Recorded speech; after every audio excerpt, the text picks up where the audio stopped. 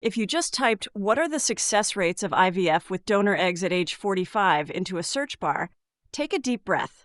You are likely sitting in that quiet, heavy space, maybe on your couch with a laptop or on your lunch break, just trying to find a solid floor to stand on. For some, this search comes after months or years of fertility treatments and lab results that haven't led to a pregnancy.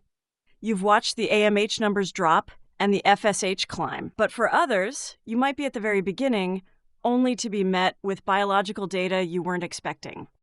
Whether you are navigating the aftermath of a failed cycle or just arriving at the realization that time has shifted the rules, the feeling of shock is often the same.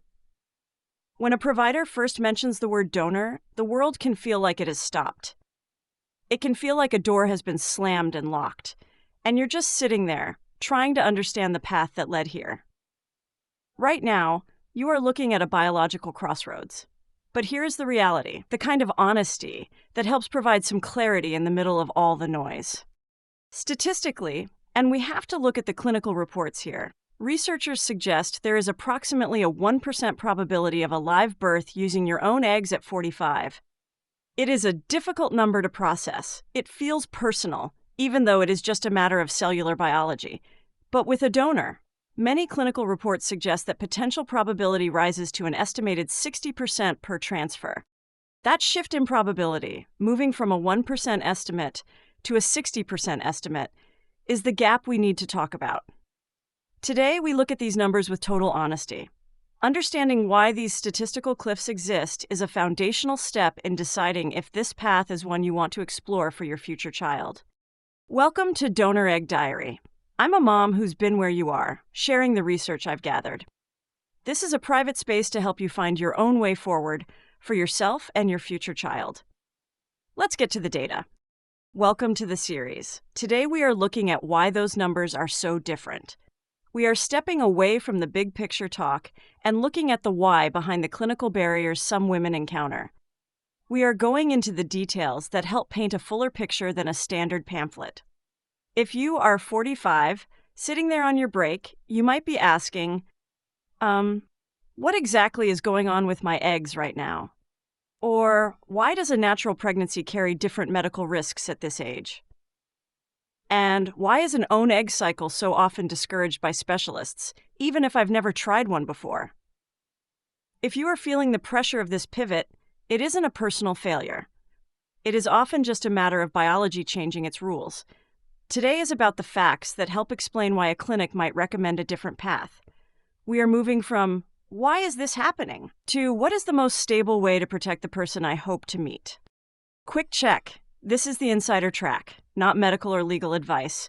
I provide the facts, you make the choices. Do your own research and decide boldly. Back to the conversation. Now, if you are listening to this with a partner, or if you plan to share this with them later, let's talk about the view from the other side of the couch. Often, the partner is carrying a different kind of weight. While you are processing the 1% news, they might be watching the 100% of you that is being worn down by the process. They might be wondering, how much more can she take? Or, are we chasing a ghost at the expense of our marriage and our future? Sometimes a partner's hesitation about donor eggs isn't because they don't want the child. It's because they love you, and they want you back. They want to see you happy again, away from the needles and the clinical waiting rooms. Shifting to a donor isn't giving up on your family.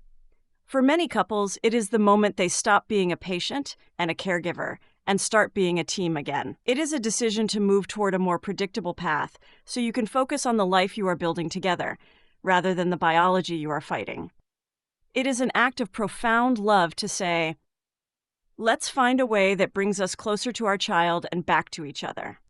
Now, while we are focusing on the age of 45, it's important to acknowledge that this situation isn't always about a number on a birthday card.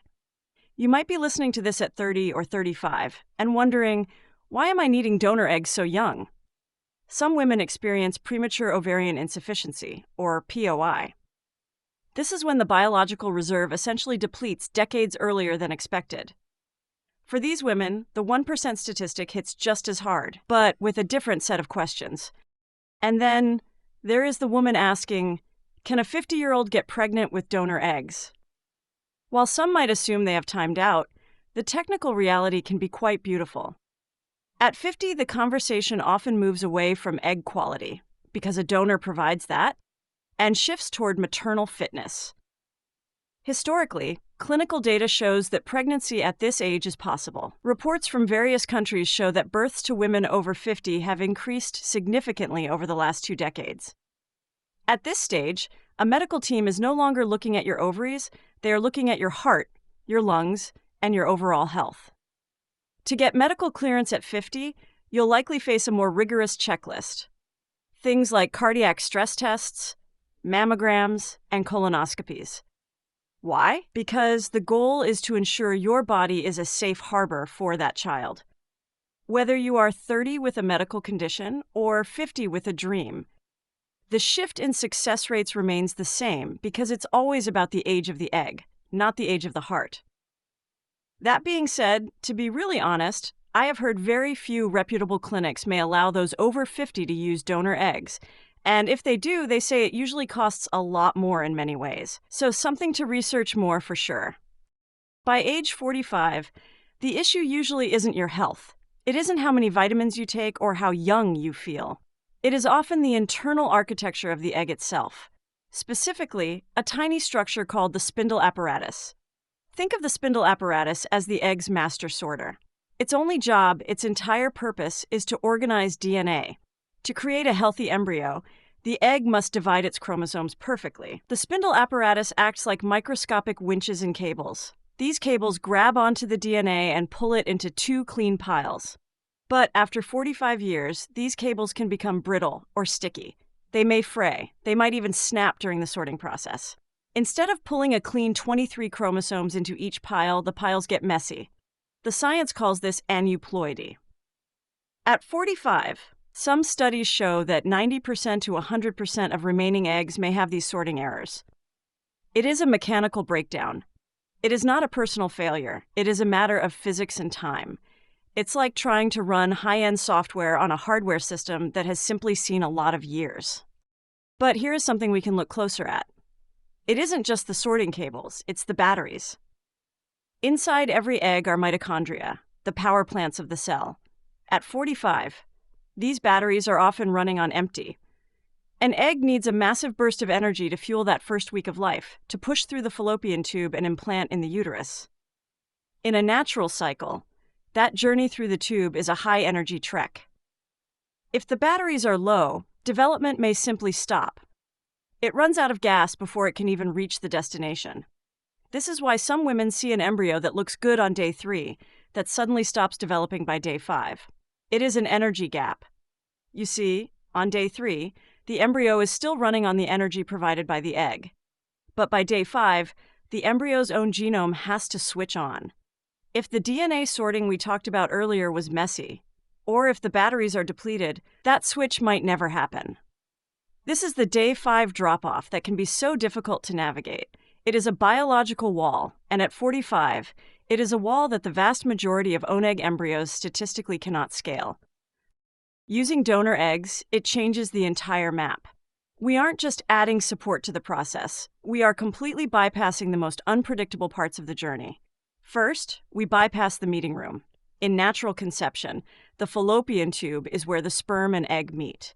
But at 45, even if tubes are clear, that trek is a high-energy climb that an older embryo often doesn't finish. With donor eggs and IVF, the embryo is grown in a lab for 5 days. Then, a doctor places it directly into the uterus with a tiny catheter. The embryo never even touches the fallopian tubes. This removes the risk of blockages, scarring, or simply running out of energy before arrival. It is a direct lift to the destination. And then there is the shell, the Zona pellucida. As eggs age, that outer shell can become tougher, more leathery. It makes it difficult for a sperm to penetrate naturally, and even with IVF, a hardened shell can make it difficult for an embryo to hatch and attach to the lining. It's like trying to break out of a locked room. But with a donor embryo, there are 2 common advantages. 1, the shell is typically younger and more flexible. And 2, clinics can use what's called assisted hatching. They make a microscopic hole in that shell right before the transfer, essentially giving the embryo a head start to break out an implant. These are mechanical hurdles that lifestyle changes simply cannot reach. But donor science handles them by default. But here is a very hopeful piece of information, and it's something that deserves more attention. While eggs have a very strict biological shelf life, the uterus generally does not. Research suggests that the uterine environment, the soil where the baby grows, remains highly receptive well into the late 40s and even early 50s. The success rates we talk about, that 60% probability, it comes from the age of the egg, not the age of the mother. When a young donor egg is used, your body provides a capable, healthy, and welcoming home for that child to grow. A woman isn't necessarily too old to carry a baby. The soil can still be rich and ready. It is simply that the seeds produced by the body at 45 have been through 45 years of environmental exposure. By choosing a donor, you are matching a healthy, high-energy seed with your established, capable soil. Now, you might be sitting there asking, should I choose donor eggs or adoption? It's a question that comes from a place of deep desire to parent, and it deserves a sensitive answer. Adoption and donor egg conception are two entirely different missions. Adoption is a legal and social process of providing a home for a child who has already been born. It is a path of great meaning and sacrifice, but it is also complex, and it often involves years of waiting and uncertainty. Donor egg conception is a medical path to parenthood. It allows you to experience pregnancy, to have a biological connection to the child through your own body's environment, and to have a partner's genetic connection if that is part of your plan. In donor conception, you are there from the very first cell. You are the one who nourishes them for 9 months. You are the one who leads the way from the moment of conception. Neither path is easier, but they require very different types of emotional leadership. If your heart is set on the experience of pregnancy and the ability to nourish your child from day one, then donor eggs offer a probability path that adoption simply cannot. Let's really sit with that for a second. The cables, the batteries, the shell, the soil, and the choice of path. That is why the success rates for IVF with your own eggs at 45 are so significantly different. It isn't just about getting pregnant. It's about the sorter and the batteries doing their job so the pregnancy can continue. When the DNA isn't sorted correctly, the body recognizes the error. This leads to the early losses that so many women endure. At 45, an own egg cycle is a statistical gamble with high stakes. We have to talk about the why behind the numbers. The risk of chromosomal differences increases to 1 in 30 at this age. This happens because the sorter, that Spindle apparatus, failed to organize the DNA correctly. These errors are the primary cause of pregnancy loss. Miscarriage rates at 45 often exceed 50%. It is heartbreaking, and it is why clinics rarely recommend an own egg cycle once you hit this milestone. They are being realistic. They are trying to save you from the physical and emotional trauma of another round when the biology is already decided. Think about the one more cycle trap. It is so easy to say, just one more. But at 45, the physical cost of the hormones, the financial drain of the procedures, and the emotional devastation of the inevitable negative is a massive price to pay for a 1% chance. Integrity means looking at the situation and deciding that the person you want to meet deserves a safer journey. A donor egg utilizes a master sorter and a battery pack that is young and precise. It is a protocol designed to offer a higher clinical probability of finally, bringing a child home. It's moving the odds from nearly impossible to highly probable. But even with these better odds, we have to remember there are no guarantees in biology. Every body is different, and every journey has its own rhythm. We are simply choosing the path that offers the most solid foundation for the person we hope to meet. When we talk about an estimated 60% chance with a donor, we are talking about giving the science a different starting point and giving your heart a chance to rest. Can't wait for weekly drops? Every deep dive and the full hurdle ebook is ready now in the vault at donoreggdiary.com. Get the answers without the wait. Back to it. As you look at these numbers, we have to shift our perspective. A parent's job, our real job, is to lead the way through difficult choices. If you are researching this, you are already starting that work. You're looking for information because you know the standard answers aren't enough. You are moving from being a patient to being an advocate for your future family. This pivot, this shift to donor eggs, it isn't a failure of Plan A. It is a loving decision to prioritize the viability of the child you want to hold. It is acknowledging that while your own biological hardware might be reaching its limit, your capacity to provide a home, a life, and a legacy, that is just beginning. Take this moment, on your couch or in the office break room, to really process that. The statistics at 45 aren't a judgment on you. They are just a biological reality. But the gap between where you are and where you want to be, it can be bridged. By leveraging the science of donor eggs, you are choosing to work with nature's higher probability path instead of fighting against it. You are acknowledging that while your eggs, well, they might not have the cables anymore, your heart, your mind, they are fully capable.